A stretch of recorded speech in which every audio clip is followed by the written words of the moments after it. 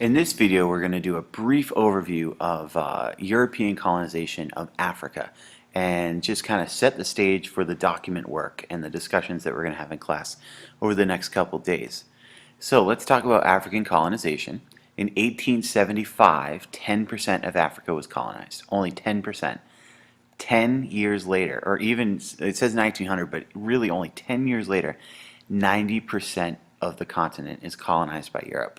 So this is a very quick, a very rapid, a very tense scramble for Africa, as we call it.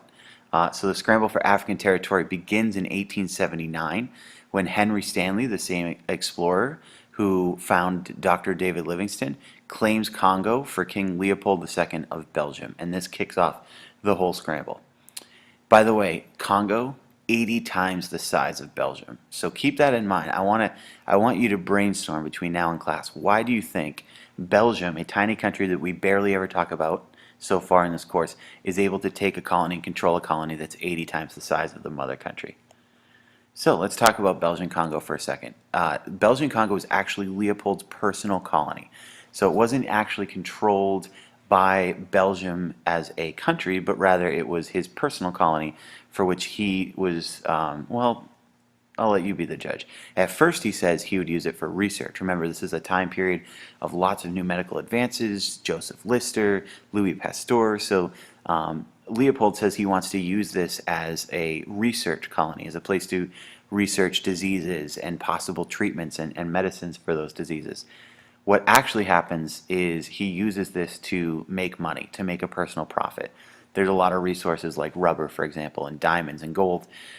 So with that, they treat the people of Africa who are forced into the labor very rough, and they are tortured and they are intimidated. You'll read in a document, for example, that a man's family gets kidnapped and they won't release the family until he produces enough rubber for the Belgian officers. So this is not what Leopold said he would originally do with that colony. The problem here, though, is that if you're another European country and you see how much money is being made in Belgian Congo, you can't resist trying to grab your own colony, because remember that Europe is highly competitive at this time. Each country's jockeying for position and try to be the most powerful country in the continent, and any money that they could make and any power they could get from these colonies would certainly help that competition. So other Europeans see what's going on in the Belgian Congo and they want in, and this leads to the scramble for Africa, or as Leopold calls it, the delicious cake of Africa. So the scramble for Africa causes a lot of tension between countries. It's like they're rushing for a limited resource, and you don't want to be the country that gets stuck with no colony in Africa. Now, as you can imagine, everybody making a mad dash for colonies creates tension, and a lot of people thought that this might actually be the beginning of what would become World War I. But at the last moment, they're able to sit down in Berlin in Germany in 1885 and try to work out a solution where everybody comes away with something on the continent. And that meeting is called the Berlin Conference of 1885. And at this conference, the European countries sat down and they literally sat over a map and carved up the continent amongst all the European powers. Now check out these maps right here. This insert map below, okay? 10% of Africa colonized. All this gray area was not colonized by Europe in just 1878. Just some colonies along port areas and along the coast that had existed for a long time before this, but other than that, the continent was wide open. Then we look at 1885, right? 1885, less than 10 years later, 90% of the continent is colonized. With only two exceptions, the colonies are all claimed by Europe. One exception is over here in West Africa. Liberia is created as an independent nation after the U.S. Civil War for slaves to relocate back to their heritage.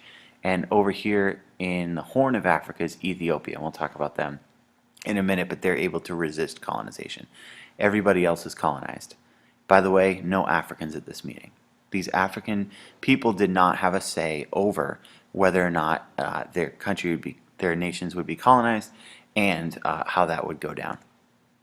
So there are a couple different ways to rule these colonies. One is direct rule, where Europeans live in the colony and hold all the power. Africans have no power in this model.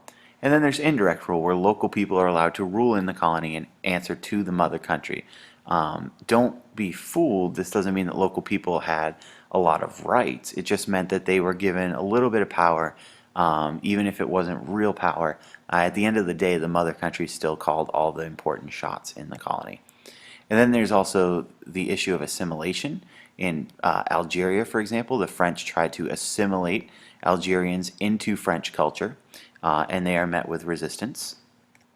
And then there's paternalism, which is when you treat the people of the colonies like they're kids who don't know any better, and the mother country is a parent who provides for them, barely, but denies them rights because they just don't know what they're doing. So very quickly, let's go around the continent. In North Africa, France claims Morocco and Algeria, tries to assimilate them into French culture, make them speak French, make them Catholic or Protestant even, but mostly Catholic. But the people of Algeria and Morocco, they resist this, and it brings quite a bit of violence through resistance. Egypt, also another colony in North Africa, important one, is a protectorate of Great Britain, meaning that there was indirect rule by the British. That will change, as we'll talk about it in more detail when we get to the Middle East.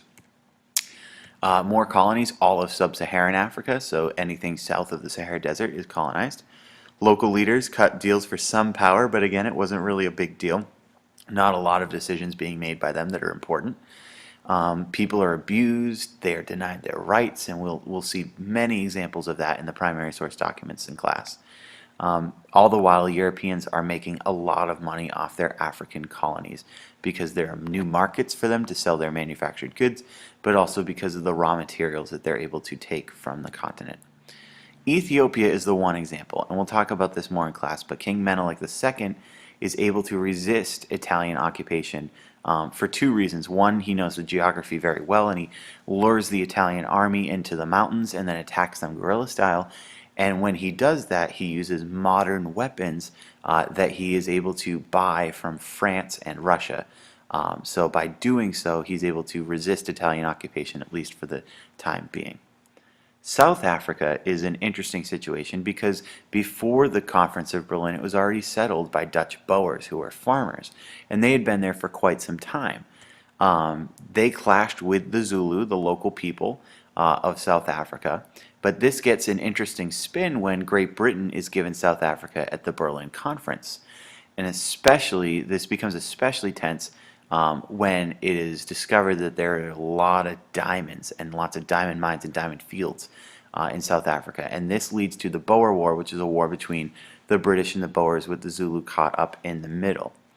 And the British end up winning this war and keeping this territory. They cut some deals with the Boers over sharing land, but the diamonds really mostly become property of the British. And Cecil Rhodes is a capitalist from Great Britain, and he benefits greatly from the diamond mines in South Africa. He loves imperialism because he makes a ton of money off of it. And he controlled 90% of the Kimberley diamond mines, which contained most of the diamonds in the world. So obviously, if something makes you very wealthy, you're going to be very much in support of it. And Cecil Rhodes was a strong supporter of imperialism and believed that the British should control an empire in Africa that goes from Cape Town, South Africa, all the way to Cairo, Egypt, as you can see in this political cartoon, with Cecil Rhodes' feet on each of those cities. So here are the essential questions we need to consider when we study Africa this week. Well, how was imperialism different in the various African colonies? You'll see that the methods of control and the reasons for taking the colonies are quite different from region to region. How did imperialism impact the people of the colonies? You'll see a lot of similarities and a few differences, and most of the impact will be negative, as we see, but let's see if we can find some evidence to support that.